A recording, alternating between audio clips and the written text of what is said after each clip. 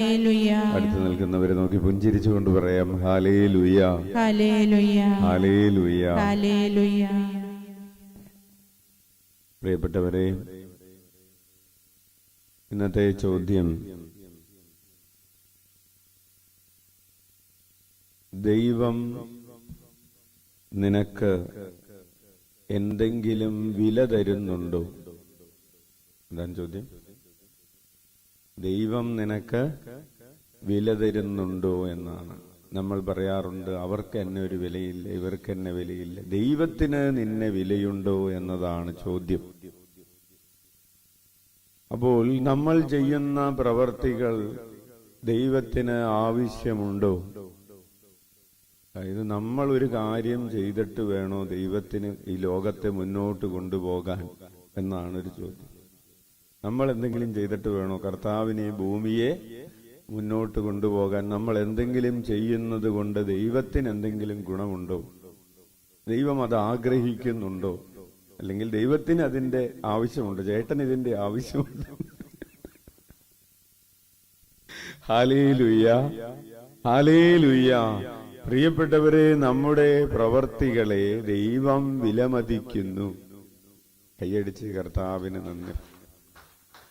ദൈവത്തിനു വേണ്ടി നമ്മൾ ചെയ്യുന്ന എല്ലാ പ്രവർത്തികളെയും ദൈവം വിലമതിക്കുന്നു എന്നതാണ് ഇന്നത്തെ സുവിശേഷത്തിന്റെ സാരാംശം.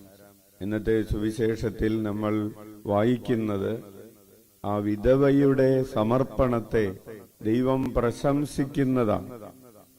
വിധവയുടെ സമർപ്പണത്തെ ദൈവം പ്രശംസിക്കുന്നു എന്ന് പറയുമ്പോൾ വിധവ എന്താണ് ചെയ്തതെന്ന്, ആരൊക്കെ എന്തൊക്കെ ചെയ്യുന്നുവെന്ന് ദൈവം കണ്ടുകൊണ്ടിരിക്കുകയും അത് നിരീക്ഷിക്കുകയും അതിനെ വിലമതിക്കുകയും ചെയ്യുന്നു.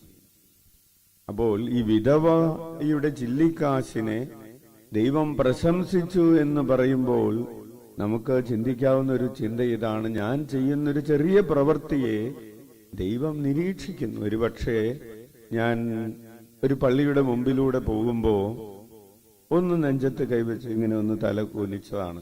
ഒരു കാശ് ചെലവില്ലാത്ത കാര്യമാണ്, അല്ലേ? അല്ലെങ്കിൽ ഒരു കപ്പേള കണ്ടപ്പോൾ ഞാനൊരു കുരിശ് വരച്ചതാണ്. അല്ലെങ്കിൽ ഒരു അച്ഛനെ കണ്ടപ്പോൾ ഒരു ശ്രുതി കൊടുത്തതാണ്. നമുക്കൊന്നിനൊരു ചെലവില്ലാത്ത കാര്യങ്ങൾ. പക്ഷേ ഈ ചെറിയ കാര്യങ്ങൾ, അല്ലെങ്കിൽ ഒരാളോട് യേശുനാമത്തിൽ ഒരു നല്ല വാക്ക് പറഞ്ഞതാണ്, ഒരാൾക്കൊരു പച്ചവെള്ളം എടുത്ത് കൊടുത്തതാണ്. അങ്ങനെ നമ്മൾ ചെയ്ത ചെറിയ കാര്യങ്ങൾ, ഒന്ന് ഈശോയെ എന്ന് വിളിച്ചതാണ്. ഇന്ന് ഈശോയെ എന്ന് വിളിച്ചപ്പോ കൈ ഉയർത്തിയതാണ്.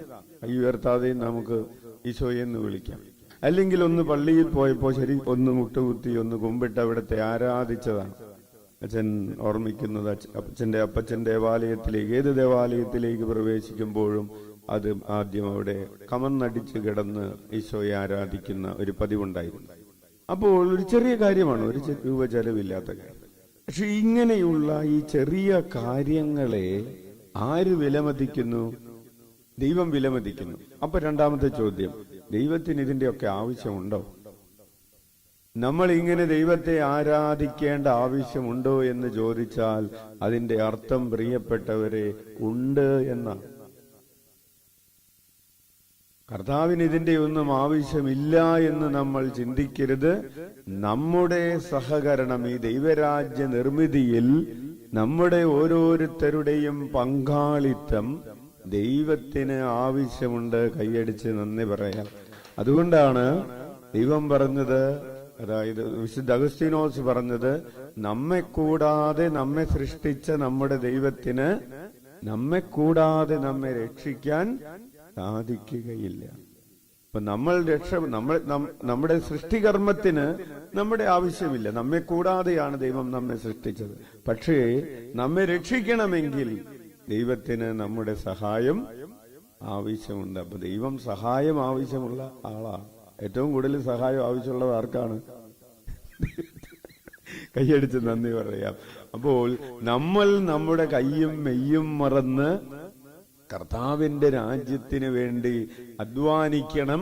ആ അധ്വാനത്തെ ദൈവം അത് സാമ്പത്തികമായിട്ടായിരിക്കാം. നമ്മൾ കർത്താവിന് വേണ്ടി സമയം കൊടുക്കുന്നു. കർത്താവിനെ ആരാധിക്കാൻ അച്ഛൻ പറഞ്ഞിട്ടുണ്ട്, കാണാനായിട്ട് വരുന്നവര് ഒരു 10 മണിക്കൂർ നേരമെങ്കിലും ഈശോയുടെ അടുത്ത് ഇരിക്കാൻ വേണ്ടി വരണമെന്ന് 4 മണിക്ക് മുമ്പ് തുടങ്ങി ഇവിടെ വന്നിരിക്കുന്നവരുണ്ട്. ഇങ്ങനെ ഇരിക്കുന്നത് കൊണ്ട് പ്രിയപ്പെട്ടവരെ നമുക്ക് മാത്രമല്ല ഗുണം, അത് കർത്താവിന്റെ രാജ്യത്തിന് ഗുണകരമാണ്. ഉറക്കെ വിളിക്കാം ഈശോയേ. നമുക്ക് കണ്ണുകളടക്കാം.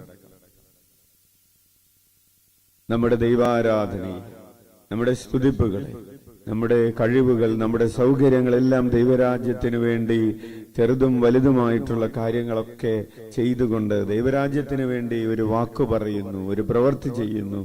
അതെല്ലാം കർത്താവ് സ്വീകരിക്കുന്നു എന്ന ബോധ്യത്തോടുകൂടെ, അതോടൊപ്പം ദൈവരാജ്യത്തിന് വേണ്ടി ജീവിക്കാൻ എനിക്ക് സൗകര്യമുണ്ടായിട്ടും, അതിനെനിക്ക് സാഹചര്യങ്ങൾ ഉണ്ടായിട്ടും, അതിനെനിക്ക് അവസരങ്ങൾ ഉണ്ടായിട്ടും അത് ഉപയോഗിക്കാതെ പോയ സമയങ്ങളെ ഓർത്ത് അനുതപിച്ചുകൊണ്ട്, എന്റെ കുടുംബത്തിൽ കർത്താവിനെ വിളിച്ച് ആരാധിക്കാൻ, കുടുംബ പ്രാർത്ഥനയ്ക്ക് സൗകര്യമുണ്ടായിട്ടും ഞാനത് ചെയ്യാതിരുന്നതിനെ ഓർത്ത്, അനുദിന ദിവ്യബലിയിൽ പങ്കെടുക്കാൻ അവസരമുണ്ടായിട്ടും അത് നഷ്ടപ്പെടുത്തി കളഞ്ഞതിനെ ഓർത്ത് ഒക്കെ നമുക്ക് അനുതപിച്ചുകൊണ്ട്, അതുപോലെ വചന ശുശ്രൂഷയ്ക്ക്, ആരാധനയ്ക്കൊക്കെ എനിക്ക് സൗകര്യമുണ്ടായിട്ടും ഞാൻ അതിന് തീഷ്ണത കാണിക്കാതിരുന്നതിനെയൊക്കെ ഓർത്ത് അനുതപിച്ചുകൊണ്ട് നമുക്ക് കരങ്ങൾ ഉയർത്തി 21 പ്രാവശ്യം യേശുനാമം വിളിച്ച് നമ്മുടെ പാപങ്ങൾക്ക് പരിഹാരം ചെയ്യാം.